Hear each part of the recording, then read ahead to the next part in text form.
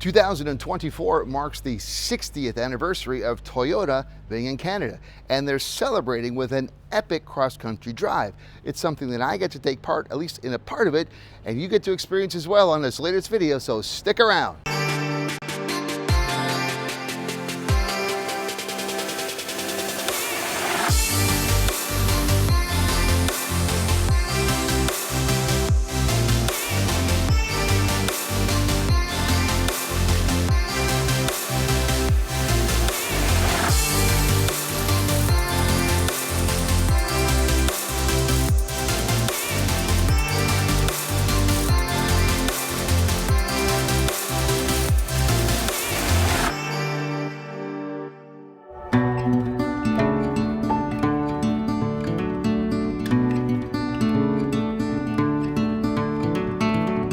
So we're delighted to be celebrating our 60th anniversary in Canada, and in doing that, we thought it was a good opportunity for us to go coast to coast across Canada and talk about the people, places, and products that have made Toyota over the last 60 years. So we've got about 24 models in our Toyota lineup, and those vehicles across the country are going to swap in and out of the drive, along with 6 different waves of journalists across the country. But 2 vehicles are consistent coast to coast. Those are the new Land Cruiser and the Crown Signia. And the reason for that is that back in 1965, the first vehicles we sold were Crown, Land Cruiser, and a vehicle called Publica, which of course is no longer part of the lineup. But for us, it just made sense to come full circle, go back to the nameplates that were here at the beginning, and show just how far the technology and the concepts behind the vehicles have changed over that time. As Stephen Beatty mentioned, the Toyota Canrecce 60th Anniversary Tour was divided into 6 segments or waves, with journalists participating in one of the segments. Now, I took part in Wave 4, which began in North Bay, Ontario, and after 3 full days of driving would end in Winnipeg, Manitoba, totaling 1,835 kilometers or 1,140 miles. In addition to the Crown Signia and Land Cruiser, the 8 journalists on my wave had access to a Tundra and a Corolla Cross hybrid for our journey. Each day, our drive routes were designed to not only move the convoy from coast to coast, but also to meet local dealers and business owners who rely on Toyota vehicles along the way. On top of that, event organizers included opportunities during each wave to see how Toyota owners across the country use their vehicles for both work and play, and to play tourist at times to check out the many attractions we'd be passing from start to finish.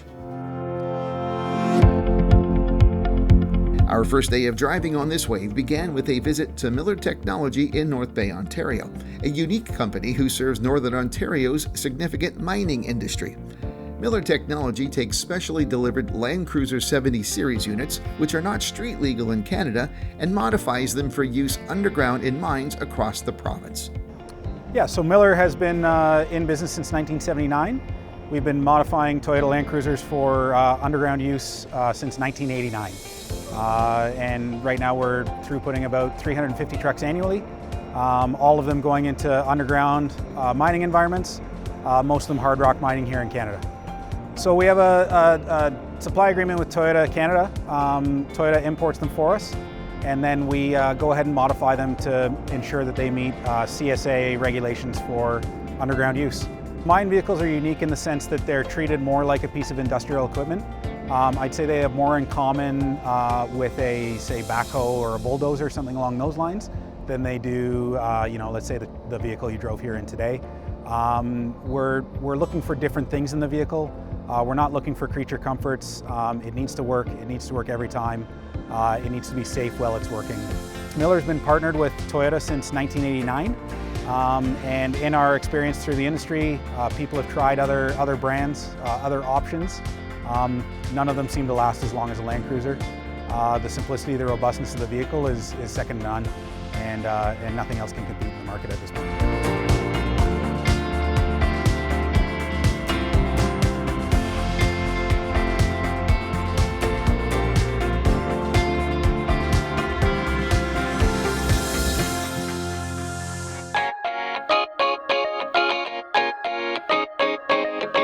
After our visit to Miller Technology, our route took us to Sudbury, Ontario, a city of just under 170,000 people, and a city that was built on the nickel mines that exist in and around its borders.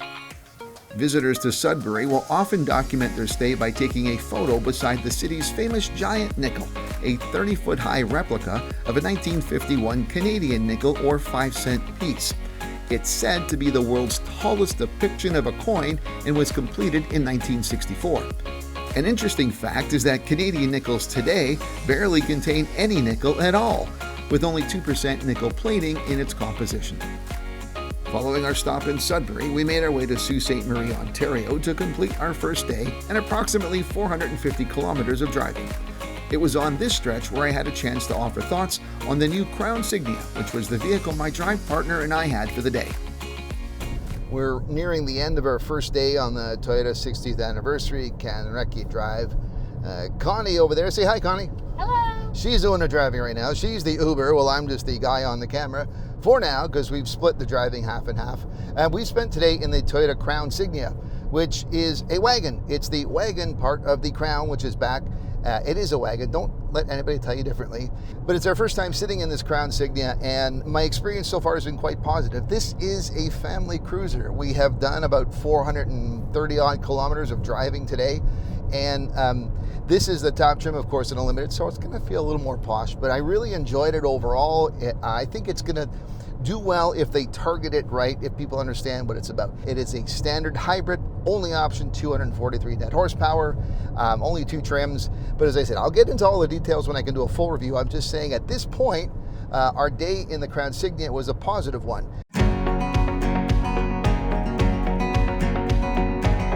A big part of this story is not just the 60 years, but really how we've laid down roots in this country. So when we came into the 60th anniversary, the idea here was to do a number of things. One was to obviously tell all of those stories, and I think public relations is about storytelling at the end of the day.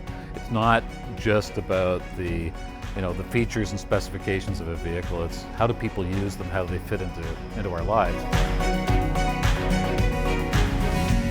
Leaving Sault Ste. Marie, our Day 2 route would consist of over 700 kilometers with Thunder Bay, Ontario at the endpoint. But the day began with a fishing excursion on Lake Huron, led by professional local guides, including Adam Valley of Angling Algoma, and offered us a chance to enjoy a bit of recreational fun on the route and presents a popular pastime in this part of the country. It's also a sport that requires having a vehicle to tow with, and it's quite common to see those fishing boats being hauled by a Toyota Tundra, which was our assigned vehicle for the first half of this day. Yeah, here's where we get the, this is the $1 million shot ticket, nothing? We'll see. So I almost had one. I had a nibble earlier, and I forgot to fight back, so far 0-4. Oh wait, speaking of. Oh, I caught something. Well, hey, look at that. That is a grade A grass or weed. Look at me, look at my fishing picture, look at me.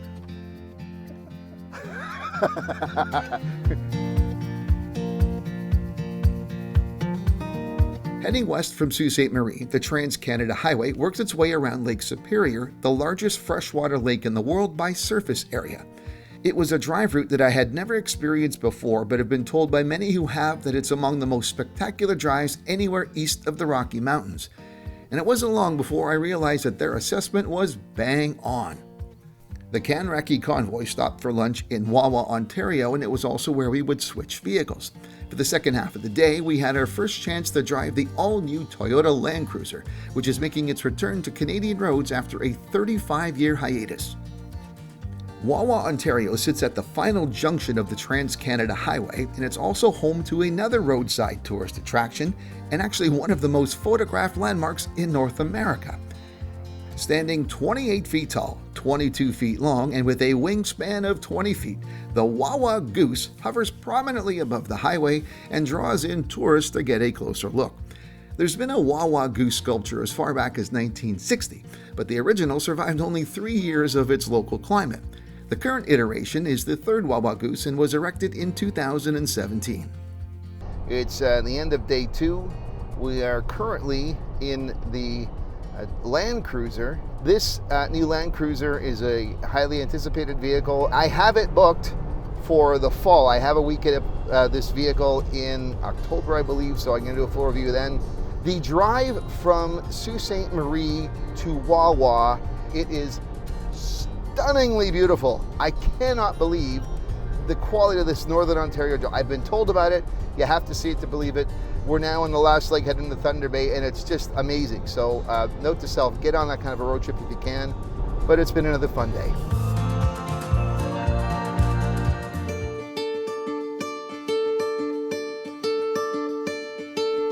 Our third and final day of driving on this fourth of 6 Canreckie Tour segments involved almost 800 kilometers of driving from Thunder Bay to Winnipeg, Manitoba, where we would hand off to the next group of journalists. Our morning began with a visit to a local Toyota dealership, and then continued on to a historic spot along the Trans-Canada Highway, and a destination I've wanted to visit ever since I was a teenager.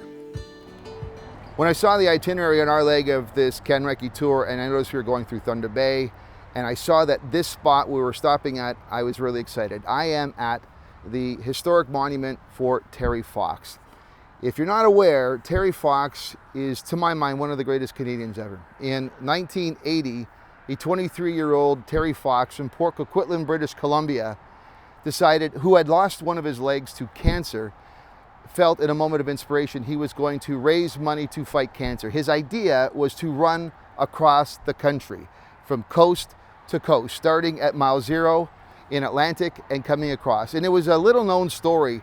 But as he began to run across, and essentially he ran the equivalent of a marathon every day, he began to get attention drawing further east as he got through Quebec. And as he got to Ontario, people were hearing about it, and so were news organizations. When he got to Toronto, Nathan Phillips Square was filled with people, all feeling his hope about what he could do, this young man. He was heading north across Lake Superior, and it was here, just outside of Thunder Bay, that his cancer began to return, and he had to stop his marathon of hope. They built this statue where he stopped his marathon of hope. A year later, in 1981, Terry Fox passed away. But as someone who was a young kid at the time when he ran that marathon of hope, I remember it very well. And his marathon of hope is still inspirational today. There are Terry Fox marathons that run to support cancer research all across the world. And it's right here where we remember really who is one of the greatest Canadians, and it's an important thing to stop, because if we're talking about what Canadians do on this tour, we all remember Terry Fox. Day 3 of our leg was when we finally would leave Ontario and cross into Manitoba. But before doing so, there was yet another notable roadside attraction that our Canreckie road trip convoy needed to stop into, which was in Kenora, situated at the top of Lake of the Woods. So on our Canreckie tour with Toyota, we've seen certain tourist spots, kind of places to go. Like Sudbury has their Nickel, the Big Nickel. We saw the Wawa Goose.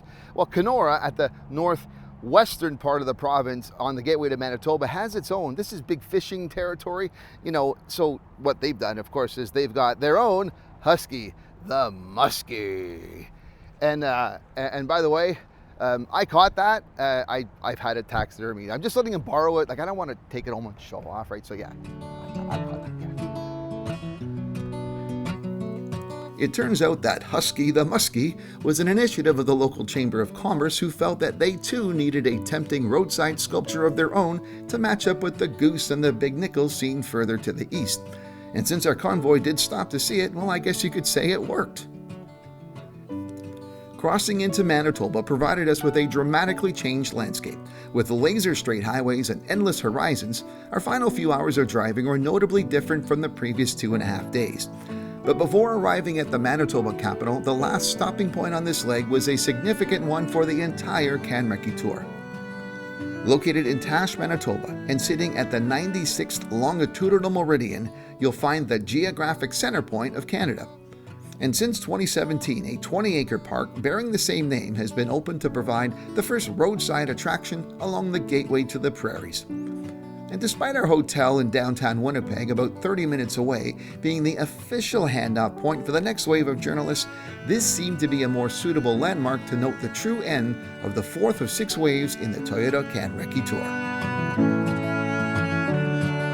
Whether it's the the dealerships and the work that they're doing in their communities coast to coast, whether it's the manufacturers and the whole chain of suppliers that lead up to manufacturing, whether it's our finance team and others, it's a whole big Toyota family. And of course, there are millions of Canadians who, either learned how to drive in a Toyota, had friends or families with Toyotas, or maybe just even drove in the back seat of a Toyota taxi cab, but it's part of their story. And we're happy to have been with Canadians for 60 years, and we're looking forward to continuing that growth going forward. Over the following days, 2 more waves of journalists completed the ambitious 9,000-kilometer cross-Canada trek that may have originated as a corporate milestone celebration event, but from my personal view, ultimately offered opportunities for invited participants to view it from a much broader perspective.